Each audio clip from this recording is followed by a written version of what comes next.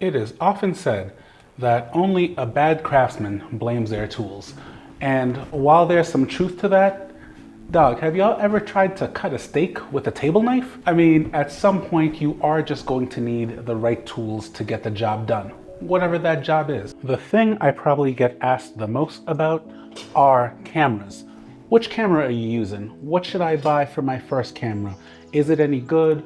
Are there deals to be had? I'm not going to tell you the camera is not important, but I will tell you there are a couple of other things that you should focus on that are not cameras. So if you know me, welcome back, and if you're new, welcome in. Today we're going to do something a little bit different and talk about 5 things that go into making videos that are not cameras. Who am I? I'm Remy, digital nomad, global citizen, and creator. Over the last year, I've had the pleasure of combining 2 of my passions, having dynamic new experiences and sharing those in video.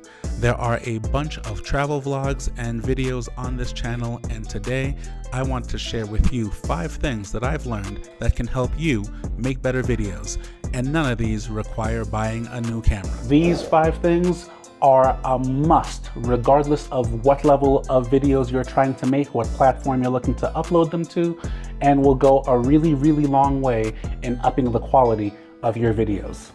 Let's roll. Before I get into this breakdown, I want to make it clear what this is and what this isn't. This is absolutely not a how to make it in 2025 on YouTube, a shopping list of the haves and have-nots of content creation, the top 5 absolute must-buy gear right now with all my affiliate links down below. No. What this is, though, is a learning opportunity, ways to grow. Nothing is going to make a bigger difference than experience. So whatever you have, just get started and start learning. That's what I did, and it took some time, and by sharing this, I hope that your learning curve can be a little faster than mine and mitigate some of those mistakes that we all have made at one point or another. That work for you? All right, let's roll. Now, since I'm already here, it just makes sense to start number 1 being your computer. Easy to focus on the camera, but if you cannot play back the footage that you have recorded, if it cannot handle the camera, whether that be your iPhone, your Galaxy, whatever, if it cannot handle that information, you're already dead in the water. I'll tell you, with the machine I started with, it was painstaking trying to make videos. As I would play footage back and hit the space bar to pause, it would take 2 seconds before it would respond. And that doesn't sound like a lot, but when you're trying to line up your audio and you're trying to get things just right, that actually makes a huge difference. And it stacks, it adds up. Time after time, if you're just trying to scrub back and forth to play back the footage or to line up your text. So I'm not going to tell you where to stand, what to buy. Personally, I'm a Windows guy, so that's where I go. For some, it might make sense to get a laptop and dock it. For others, hey, maybe you don't travel that much and just get a powerhouse of a workstation. I did a little hybrid of both and built this over a few months. Won't talk too much about the specs because, again, that's not what this is, but also coupled that with a laptop that I can take on the go for quick edits while we're on trips, on location, and being able to have something that I am not waiting on. It is working as fast as my brain can work. I found once I got those, it really unlocked my creativity because I was, honest to goodness, limited on the things that I could do by what my computer could handle. So number 1, get yourself a good machine, whether that's a desktop, a laptop, whichever, and you will be off to the races, promise you. While on the topic, something else that gets overlooked is storage. And that was the second huge mistake that I made. I was constantly running out of space You go out and you're shooting, recording all day, and you have all this stuff back, and I just didn't have a place to put it. Having enough hard drive space, and this won't even matter what kind of computer you have, is going to be essential. Maybe your use case will be different and you don't need a whole archive of things, but not having the stress of, oh my gosh, did I delete something I might need later? So number 2, hard drive space. Vastly important, easy to overlook. I came out on the balcony to illustrate a very specific point with this next tip. Over here is a generator that's humming. There's a pool that is bubbling and whirling. There's traffic, all sorts of ambient noise, and I'm coming through just fine. The next thing to really focus on is audio. And there are a couple of ways to accomplish this, some low-cost ways, some budget options, and some really top-of-the-line options. Again, this is not a buying guide, but do understand that audio is 50% of the video. And if your audience cannot hear what you're saying, they're absolutely going to tune out. Ways to help treat your audio: go into a quiet room. Make sure that the AC is off. You're not by a refrigerator, or you can get a microphone. Lots of different options there. I'll tell you personally, I'll just show you really.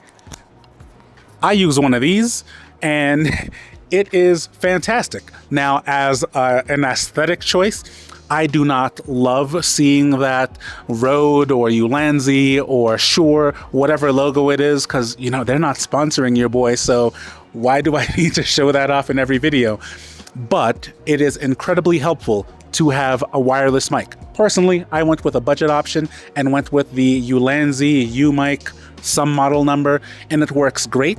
But what that means is I can isolate my sound from everything else that is going on out here. The pool noise, the generator, traffic, planes overhead, emergency vehicles, whatever it might be. So it seems like a little thing, but the audio is super, super important and should not be skipped.